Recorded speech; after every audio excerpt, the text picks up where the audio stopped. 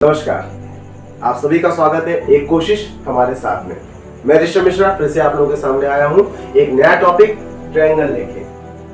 Class 9 के students ने मेरे कमेंट बॉक्स में बहुत मैसेजेस किए थे कि सर हमें ट्रायंगल चैप्टर चाहिए, उसके वीडियोस चाहिए। तो मैं आज उनकी रिक्वेस्ट पर ये ट्रायंगल चैप्टर रात के 10 बजे स्टार्ट करने की कोशिश कर रहा हूँ। तो सबसे पहले तो मैं उन स्टूडेंट से सॉरी बोलूंगा कि बेटा थोड़ा टाइम शेड्यूल मेरा चल नहीं पा रहा है ढंग से, उसकी वजह से मैं लेट हो गया। तो आप लोगों के लिए मैं इसके लिए सॉरी बोलता हूँ। और कुछ बच्चों ने मुझसे एनसीईआरटी के जो स्टूडेंट्स हैं उन्होंने मुझसे कहा है कि उनकी क्लास का जो सिलेबस चल रहा है जैसे लाइन्स एंड एंगल्स वगैरह चैप्टर हैं उनके भी वीडियो में मैं जल्द ही डालूँ। तो बेटा मैं आपसे वादा करता हूँ आप मुझे 2-3 दिन दीजिए, मैं कोशिश करूँगा वो वीडियो भी मैं जल्दी आपको प्रोवाइड करता हूँ। चाहे मुझे रात को 12 बजे तक के वीडियो बनाना पड़े मैं बनाने को तैयार हूँ। बस आप लोग अपना सपोर्ट रखिएगा ऐसे और ऐसे ही प्यार मेरे ऊपर बरसाए रखिएगा। चलिए, जैसा कि मैंने आप सभी से कहा था कि मैं अपने वीडियोस में आप लोगों के लिए हमेशा एक मोटिवेशनल थॉट लाऊंगा प्लस अपना एक कॉन्सेप्ट लाऊंगा। तो आज मैं ट्रायंगल का कॉन्सेप्ट लेके आया हूँ।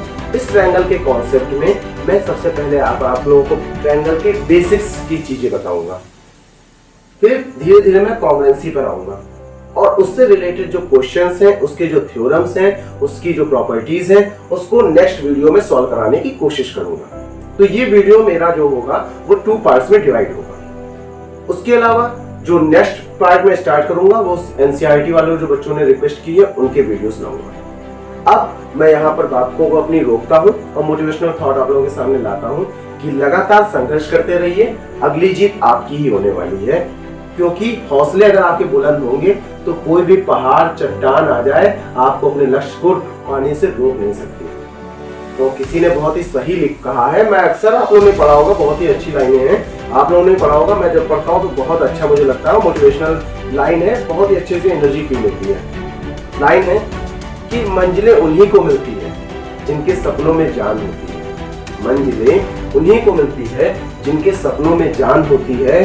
पंखों से कुछ नहीं होता, हौसलों से उड़ान होती है। तो हौसले हमेशा बुलंद रखिए और इसी तरह अगर आप हौसले अपने बुलंद रखेंगे तो जीत आपकी ही होगी। चलिए अब स्टार्ट करते हैं अपना कॉन्सेप्ट ट्रायंगल। ट्रायंगल जो होता है वो 3 लाइन सेगमेंट से घिरा हुआ एक फिगर होता है, कुछ इस तरीके से A B C। जैसा कि फिगर आप लोगों को यहाँ पर दिख रहा होगा ABC, यहाँ पर 3 लाइन सेगमेंट्स मैंने बनाए हैं। पहला है AB, दूसरा है BC, तीसरा है AC। तो इन 3 लाइन सेगमेंट्स को देख के ये पता चलता है कि ये एक ट्रायंगल है। अब ट्रायंगल हमको ये पता चल गया है कि 3 लाइन सेगमेंट से घिरा हुआ एक फिगर होता है। अब क्यों ऐसा हो रहा है, क्या करना है, ट्रायंगल क्यों मैं बताने जा रहा हूँ, क्योंकि हमारे टॉपिक में ट्रायंगल से कॉन्ग्रुएंसी की तरफ बढ़ा गया है। तो सबसे पहले हम ट्रायंगल जानेंगे तभी हम कॉन्ग्रुएंसी की तरफ बढ़ पाएंगे। ट्रायंगल में आपको यह भी बताया गया है कि उसका क्लासिफिकेशन कैसे किया गया है। 2 तरीके से क्लासिफिकेशन किया गया है। पहला on the basis of sides और दूसरा on the basis of angles. Sides के हिसाब से भी 3 टाइप्स बताए गए हैं और एंगल के हिसाब से भी 3 टाइप्स बताए गए हैं। तो एल्गोरिथम जो मैं जैसे बना रहा हूं वैसे अपने दिमाग में बैठा लीजिएगा, इसको कहीं लिखने की जरूरत नहीं है। मैं आशा करता हूं कि ये सारी चीजें आपके दिमाग में तुरंत बैठ जाएंगी। तो यहाँ पर ऑन द बेसिस ऑफ अगर साइड्स की बात करेंगे तो साइड्स को देख के हम कैसे पहचानेंगे कि हमारा कौन सा ट्रायंगल है। अगर हमारे पास all the sides are equal, अगर हमारे पास जो ट्रायंगल दे रखा है उसकी सारी साइड्स इक्वल हैं, then it is known as equilateral triangle. उसे हम तब कहेंगे इक्विलैटरल ट्रायंगल। अगर हमारे पास जो ट्रायंगल दे रखा है उसकी सारी साइड्स आपस में इक्वल है। तो ये तो पहला टाइप हो गया। सेकेंड टाइप मेरे पास जो आएगा वो आएगा आइसोसेलेस ट्रायंगल। इसमें इस तरीके से होगा, जो हमारे पास ट्रायंगल दे रखा है उसमें हमारे पास कोई 2 साइडें आपस में इक्वल होंगी। जैसे एक ट्रायंगल दे रखा है, इसमें मैंने कहा ये साइड इसके इक्वल है, तो ये मेरा किस तरह टाइप का ट्रायंगल हो गया, आइसोसेलेस ट्रायंगल। थर्ड टाइप आता है स्केलन ट्रायंगल। स्केलन ट्रायंगल क्या होता है? स्केलन ट्रायंगल ऐसा ट्रायंगल होगा जिसकी all the sides are not equal या फिर अनइक्वल। मतलब अब मैं कहूँ ये जो तीनों साइड्स की दे रखी है वो डिफरेंट है। मैं कहता हूँ AB की मेरी कुछ डिफरेंट वैल्यू हो, AC की डिफरेंट हो और BC की वैल्यू मेरी आपस में डिफरेंट हो, तो इस टाइप के ट्रायंगल को क्या कहते हैं? Scalene triangle. तो साइड्स के हिसाब से ट्रायंगल आपको क्लियर हो गए। मैं एक बार फिर से रिवाइज कर दे रहा हूँ। इक्विलैटरल ट्रायंगल जिसमें सारी साइड्स आपस में इक्वल होंगी, आइसोसेलेस जिसमें 2 साइड्स इक्वल होंगी और स्केलन ट्रायंगल जिसमें कोई भी साइड आपस में इक्वल नहीं होगी। On the basis of angles की अब बात कर लेते हैं। तो फर्स्ट टाइप का एंगल जो आएगा वो आएगा एक्यूट एंगल। एक्यूट एंगल क्या होता है? जिसमें all the angles are less than 90 degree. मतलब इस टाइप का ट्रायंगल मिलेगा हमें जिसमें all the angles are less than 90 degree. कोई भी एंगल जो होगा वो 90 डिग्री से कम ही होगा। जितने भी एंगल होंगे इसमें 3 एंगल्स होंगे और तीनों एंगल मेरे क्या होंगे 90 डिग्री से कम होंगे। सेकेंड टाइप मेरा आता है right angle triangle. Right angle triangle ये बहुत इंपॉर्टेंट कॉन्सेप्ट है। आगे चल के आपको बहुत सी क्लासेस में ये मिलने वाला है। इससे रिलेटेड बहुत ही अच्छे अच्छे क्वेश्चंस आपको मिलेंगे। राइट एंगल ट्रायंगल कुछ इस तरीके से होता है। Suppose it is A, it is B, it is C. तो मैंने कहा ये राइट एंगल ट्रायंगल है। मैंने कहा राइट एंगल ट्रायंगल है जो कि एंगल बी पर 90 डिग्री बना रहा है।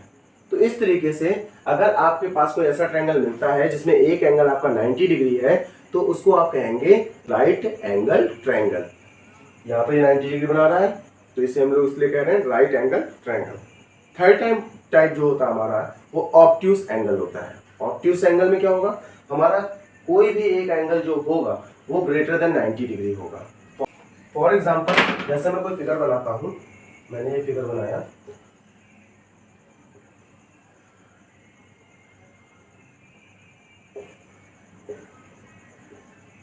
तो इसमें मेरा एंगल भी जो है वो ग्रेटर देन 90 डिग्री है। That's why we are saying this angle is a obtuse angle. ये तो बात हो गई क्लासिफिकेशन ऑफ ट्रायंगल्स की।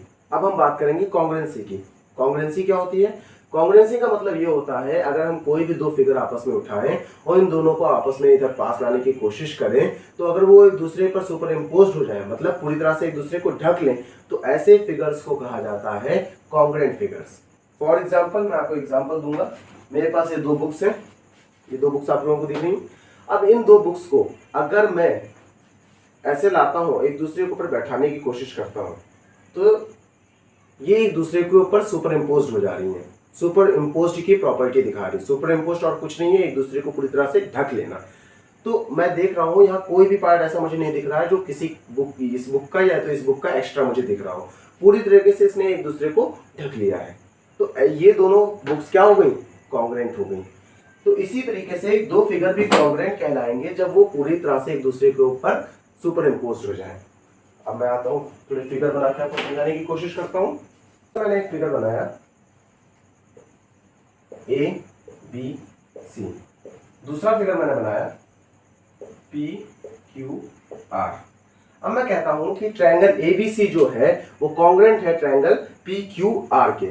तो इसका मतलब हुआ कि एबीसी पूरी तरीके से पी क्यू आर को ऊपर अगर बैठाया जाता है या तो पी क्यू आर एबीसी के ऊपर बैठाया जाता है तो वो पूरी तरीके से एक दूसरे को सुपर इम्पोज कर जाएगा। इसको लिखा कैसे जाता है, triangle A B C is congruent to triangle P Q R. ये कॉन्ग्रुएंसी का साइन होता है बेटा। तो इससे पता चला कि हमारा जो ट्रायंगल एबीसी है वो पूरी तरीके से कॉन्ग्रुएंट हो चुका है किसके साथ, ट्रायंगल पीक्यूआर के। अगर मैं इस पीक्यूआर को उठाता हूँ, विजुलाइज करिएगा, मैं इस पीक्यूआर को उठा रहा हूँ, इस एबीसी के ऊपर बैठा रहा हूँ, तो इस पूरी एबीसी पर जब मैं इस फिगर पर बैठाता हूँ तो इसको पूरी तरीके से सुपर इम्पोज कर जाएगा, जिसकी वजह से ये कहा गया है कि ट्रायंगल एबीसी जो है वो कॉन्ग्रुएंट है ट्रायंगल पीक्यूआर के। अब बेटा इससे एक बहुत इंपॉर्टेंट चीज आप लोगों के सामने आने वाली है जो कंफ्यूजन दूर करेगी आप लोगों का। चीज कह सकते हैं कि ए बी जो मेरा इक्वल है वो किसके इक्वल है, पी क्यू के। ये ए बी जो इक्वल है किसके, पी क्यू के इक्वल है। अब मैं कहता हूँ कि जो मेरा बी सी है वो इक्वल है किसके, क्यू आर के। B C is equal to Q R. और थर्ड पार्ट अगर मैं कहता हूँ ये ए सी तो ये हो जाएगा पी आर। ए सी जो इक्वल है किसके, पी आर के। तो इस तरीके से मेरे पास थ्री चीजें क्लियर हो गई मेरे को इस कॉन्ग्रुएंट के रूल को देख के कि थ्री लाइन सेगमेंट्स मेरे किस तरीके से आपस में इक्वल होंगे। लेकिन यही तीन चीजों पर ये केस रुकेगा नहीं। अगर तीन चीजें मैं लाइन सेगमेंट के लिए बोल रहा हूं तो क्लासिफिकेशन करते समय हमने देखा था कि एंगल्स की भी बात हुई थी ट्रायंगल में, तो क्यों ना एंगल्स को भी यहाँ चेक किया जाए। चलिए चेक करते हैं। अगर मैंने कहा कि एबीसी कॉन्ग्रुएंट है ट्रायंगल पीक्यूआर के, तो इसके हिसाब से एंगल ए जो होगा वो इक्वल होगा एंगल पी के, एंगल बी जो होगा वो इक्वल होगा एंगल क्यू के, और एंगल सी जो होगा वो इक्वल होगा एंगल आर के। क्लियर है आप लोगों को? तो इस तरीके से अगर आपके पास कोई कॉन्ग्रुएंट का फिगर नजर आता है तो आप छह चीजें उसमें आपस में इक्वल बोल सकते हैं। चलिए अब आगे बढ़ते हैं। बहुत ही इंपॉर्टेंट कॉन्सेप्ट है, बहुत ही ध्यान से सुनिएगा ये चीज। और मैं आपसे इसमें एक क्वेश्चन पूछना चाहता हूँ, और उससे इसको आप सोच के रिप्लाई करिएगा। अगर आपको लगता है कि आपको आ रहा है तो कमेंट बॉक्स में तुरंत रिप्लाई कर दीजिएगा। तो चलिए, मैं कहता हूं मेरे पास दो फिगर आपस में, कोई भी दो फिगर आपस में कॉन्ग्रुएंट है, कोई भी दो फिगर है वो आपस में कॉन्ग्रुएंट है। तो अगर दो फिगर आपस में कॉन्ग्रुएंट हैं तो रूल ये कहता है उनका जो एरिया होगा वो भी आपस में क्या होगा, इक्वल होगा। ध्यान रखिएगा, दो फिगर आपस में कॉन्ग्रुएंट तो क्या इक्वल होने वाला है, एरिया इक्वल होने वाला है। मैं कह रहा हूं दो फिगर आपस में अगर एरिया इक्वल रखते हैं तो क्या 100% श्योरिटी है कि वो आपस में कॉन्ग्रुएंट भी होंगे? 100% श्योरिटी नहीं है कि वो आपस में कॉन्ग्रुएंट नहीं होंगे। इसका आंसर ये होगा, वो कॉन्ग्रुएंट हो भी सकते हैं और कॉन्ग्रुएंट नहीं भी हो सकते हैं। अब ये क्या, पहले तो सर ने बताया कि अगर आपस में एरिया इक्वल कॉन्ग्रुएंट है दो फिगर तो उनके एरिया इक्वल होते हैं। आप बोल रहे हैं सर कि अगर एरिया आपस में इक्वल है तो वो कॉन्ग्रुएंट हो भी सकते हैं नहीं भी हो सकते हैं। ये क्या है, समझ में नहीं आ रहा है। परेशान मत होइए, मैं थोड़ा फिर से इसको क्लियर करने की कोशिश करता हूँ। ध्यान दीजिएगा, मैंने कहा दो फिगर है मेरे पास, अगर वो आपस में कॉन्ग्रुएंट हैं तो ये बात कंफर्म है, पक्का 100% श्योर होना होगा हम लोगों को कि उनका एरिया भी आपस में इक्वल होना ही है। क्लियर? बट अगर मैं कहता हूं कि कोई दो फिगर हैं उनके आपस में एरिया इक्वल है तो वो कॉन्ग्रुएंट होंगे ही होंगे, इसकी श्योरिटी नहीं है। वो हो भी सकते हैं नहीं भी।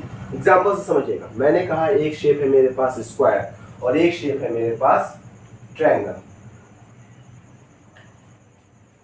ठीक, अब मैं कह रहा हूं दोनों के एरिया आपस में इक्वल है। मैंने कह दिया कि इसका भी एरिया आपस में इक्वल आ रहा है, इसके ट्रायंगल का एरिया जो है, फॉर्मूला लगा के हमने इसका फॉर्मूला लगाया और इसका फॉर्मूला लगाया ट्रायंगल का एरिया के, फिर हमने फाइंड किया जो वैल्यूज दे रखी थी, तो हमने पाया कि दोनों के एरिया आपस में इक्वल आ रहे हैं। बट क्या अगर मैं ट्रायंगल को उठाकर इसके ऊपर बैठाने की कोशिश करूंगा तो क्या इसको पूरी तरह से सुपर इम्पोज कर पाएगा? फिगर से आप लोगों को क्लियर होगा इसका आंसर, नहीं कर पाएगा जी। तो इस तरीके से आपको ये हमेशा याद रखना है कि कोई जरूरी नहीं है कि दो फिगर अगर आपस में एरिया इक्वल रखते हैं तो वो कॉन्ग्रुएंट भी होंगे, हो भी सकता है नहीं भी हो सकता है। ठीक, अब नेक्स्ट वीडियो जो मेरा आने वाला है उसमें मैं कॉन्ग्रुएंट के जो जितनी भी प्रॉपर्टीज हैं मैं वो आपको बताऊंगा और उसके साथ न्यूमेरिकल भी कराते चलूंगा। तो ध्यान दीजिएगा नेक्स्ट वीडियो में भी, और आशा करता हूं आज जितना मैंने आप लोगों को पढ़ाया उसको आप रिवाइज करेंगे। सॉरी वीडियो लेट हो गया था, उसके लिए मैं फिर से आप लोगों से बोलता हूँ सॉरी। और ध्यान दीजिएगा इस वीडियो को एक बार रिवीजन के लिए यूज कर लीजिएगा और ऐसे ही चैनल को प्यार देते रहिएगा। धन्यवाद।